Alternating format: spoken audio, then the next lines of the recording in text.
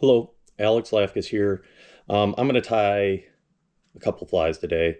It's basically, we're going to call it a little bit of envy, basically a half a peanut envy. Nothing fancy to it. Real simple fly to tie. Just, like I said, half an envy. Um, you'll notice I got the wiggle tail in there again. It seems like that's the best way to tie any single hook stuff or smaller, so you get less fouling. You also get a little more action than you would on the others. I'm going to also show you how to tie it with egg yarn for the head. That's something Russ showed me years ago. Pretty sweet deal. Gives it a lot more action, a lot more kick to it. What we're going to need on this, I'm going to tie them. I tie them on the Trout Predator straight TP 610s. This is a 2.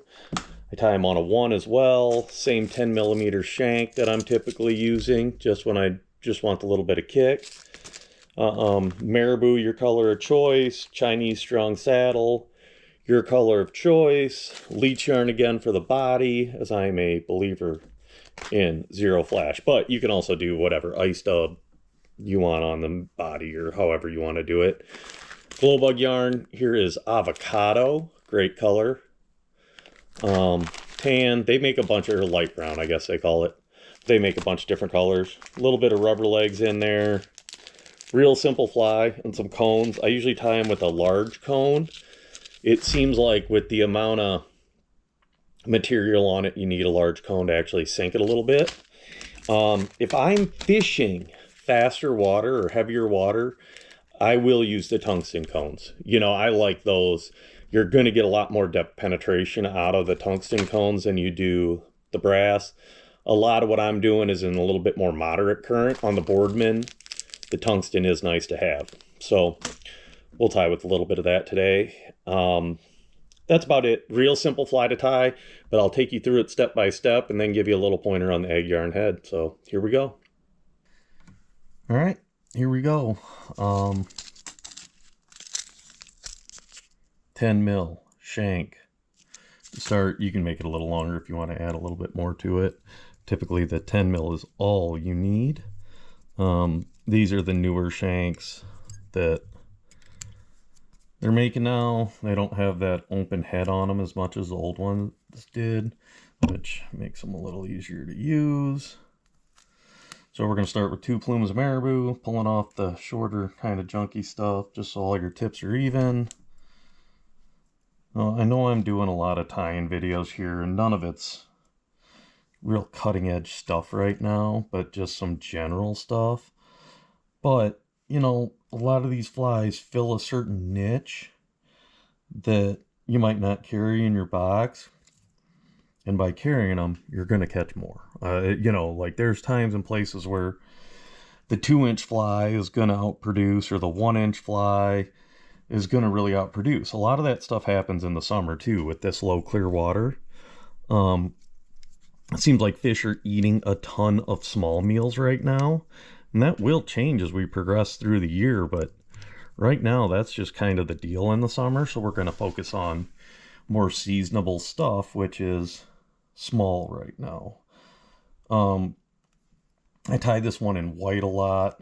Your standard colors. It's all the same stuff I always run. White, yellow, ginger, olive, black, whatever. So here I'm using, these are sand colored rubber legs, which are just going to break up the olive a little bit. It doesn't do too much more than that. Just kind of pull them out, trim them where you want them. Something like that. Gives a little bit more action and movement. And breaks up, like I said, the straight olive. So there you go. Super simple. Get that back piece tied. And this stuff is, you'll start noticing as you play more around with these little wiggle tails, like there is something to be said for it, because it really does provide a little more action. And like I've said before, it definitely fouls a lot less. That's why we do a million whip finishes, because when one blows up, it doesn't matter. I'm going to hit it quick with the little Sally Hansen's. And I always coat this pretty good with the Sally Hansen's. You know, that's how you make that fly last a little longer. It might die in the tree on the third cast, but whatever. If it doesn't, it will catch more fish by having a little bit of glue. Sally Hansen's is pretty old school, but it works. So then, that's it for the back. So cool. Basic. Easy. Done. And I like that a lot about this stuff. Is like, just bust them out, man. And then all of a sudden you got 3 of each color in your box and you are good to go. So this is with one of those. This is that Trout Predator number 2. I got the little tungsten cone added on there, which will be good in that faster paced current. You know, it's one of those things like when you're fishing any high gradient river, your standard brass stuff like that, it just does not get down as quick. So by adding the tungsten, it'll really sink like a stone. Allows you to pick at it a little bit better in those situations because it will dip a lot faster.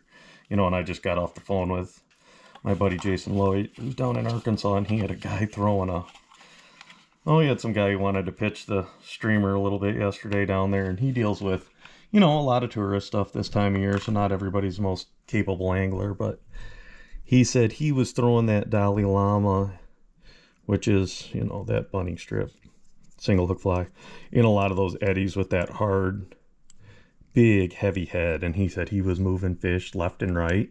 The one thing he said, he was like, he tried all sorts of, he was trying some other stuff, but it was really that hard fall that was triggering them in those back eddies.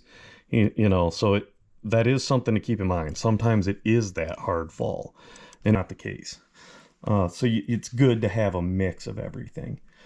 When I am digging out my Chinese strung saddle, trying to find some smaller, shorter barbed, I'll say, hackle, so it just kind of keeps it more about the same size, going up and down the body. I've drank about a gallon of coffee already this morning, so we're shaking like a leaf in the wind, but whatever, we'll survive. Boom, material clip that stuff back. Then I'm going to put in the leech yarn. You know, obviously you don't need a ton of it. We have to leave room to put the envy wing on top. A little bit of dubbing, whatever. So, and these are good sizes, you know, like just a little itty bitty 2-inch deal. I pretty much make sure I got every size I need when I go. I'm kind of like, I got my micro flies, which a lot of times are like a black ghost, a sparkle minnow, blah, blah, blah, whatever. Those tend to be a lot more minnow colored. Then I like to have some 2 to 3s and then the 4 to 5s. And then you start getting up in 6, 7, 8. You know, that's the next level, which is, you know, not that time of year, frankly. You'll throw that now, you'll catch bass on it and stuff, but them bigger trout seem to eat the smaller stuff a lot of the times in the summer. I see it when that water drops out, man. They really eat the smaller bug. I'll just give it a little hackle, and of course this will break off after a couple fish, but whatever, who cares? They eat it the other way too. Sometimes I wonder why I even put it on there. You probably don't need it, but I don't know. I guess I just feel like it can't be totally naked up the body. So the thing to consider too when you're tying these is the length of your wing, because you don't want it too long. If you make that wing too long, it's going to wrap that hook all the time, which we're trying to avoid, hence the wiggle tail on it. So I would recommend keeping it pretty short, you know, length of the hook shank, a touch longer perhaps, but that's kind of the key. You know, everybody, oh, well, if you go bigger, it looks good, but if it's fouling all the time, that doesn't really matter how good it looks, because it's more of a hassle than it's worth. So I'm going to do a real short wing on that. Like that, that shouldn't be much of an issue. I'm going to trim these Marabou tips too before I tie them in. You can kind of wiggle them. See, if you lay it flat on that cone and start wrapping, they'll just pull right down underneath there, like say. Okay, so there's not much to it there, just a little bit of material.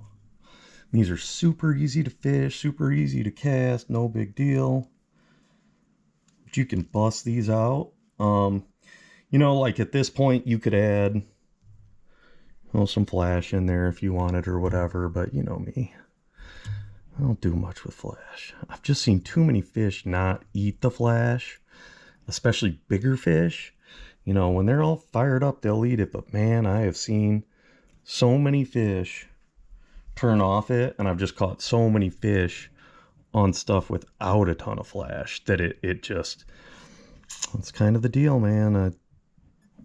There's certain days it'll fire them all up, but there's a lot of days it's more negative to you than positive. So whatever. Now I've got, you'll like this stuff, man. How's that? The Troutsman Hollow Bright. Think that I've had that a while. Sometimes you can do like an orange head or whatever, you know, if you want it to pop a little bit more, you know, that's fine. But this is some quality Troutsman stuff. Gallup's original shop. I don't even remember when that was from. I'll put a big ball of flash there. So, and you know, as I'm critiquing all the flash and stuff like that, then I'm doing this, but this is just a ball. You're going to get a little flash off your cone, a little bit of this off that, whatever, no big deal.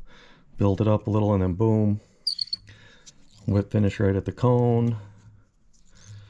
It's simple, easy peasy, but very effective.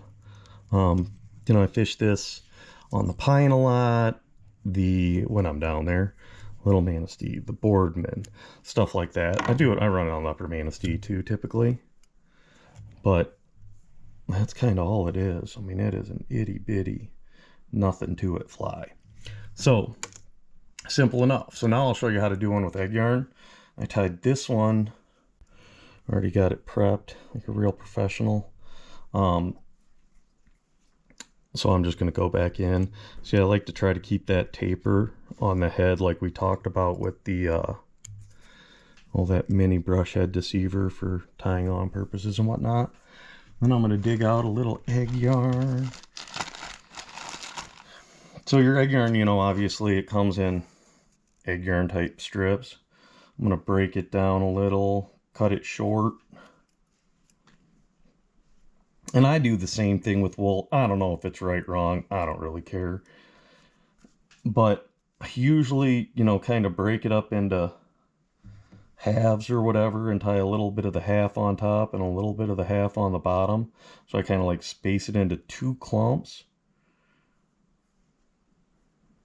Kind of like say. So then I just go in. I try to lay a little on top and a little on bottom. You just kind of go in there. That way you're covering it up a little bit, the hook shank and everything. Figure 8 it. Pull it back, boom, figure 8'd. I'm going to add a little bit more. And you just kind of keep going in and adding. You know, you only need a couple of clumps. This stuff will really push that fly around. You get a lot of movement out of it without much material on there. You know, you could add bead chains or whatever you want to it too, but I've always just kind of either done the cone or the brush. I'm gonna brush out some of this stuff too and get that egg yarn to kind of flare out a little bit more. That's what it will kind of look like after you brush it out. I'll kind of lay a little bit more, and this will probably be the last clump I'll do. You know, a little on top, a little on bottom. Should cover up enough of that thread head I have. There we go. Yeah. Boom, boom. Pull it back. Come on, slide back there.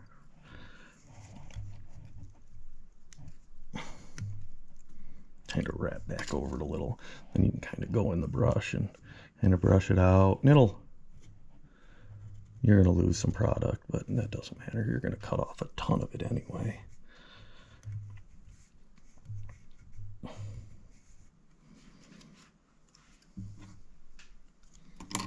And I'm just going to go in and whip finish it off. So that's a super simple way to get a little blocker head on it to give you that side to side action. A little bit more swim to it. And you know, if you're watching this abroad or not in northern Michigan, it might not make as much sense to you, but like when I'm fishing a smaller river, say it be the Upper Sauble, Upper Manistee, whatever, I do go to this fly a little bit more. As I start sliding down into bigger bodies of water, I end up doing more of like the standard peanut envy size, that 4-inch size. But a lot of those run too warm this time of year, so I don't really play with them. That's why, you know, like I'm tying a lot more of the small stuff right now. There'll be a time and a place for the bigger stuff, but it just ain't right now.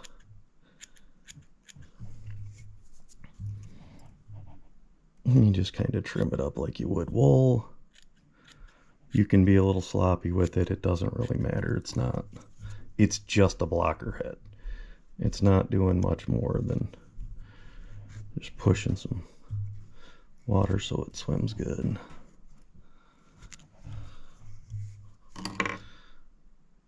Just kind of trim it back, thin it out a little.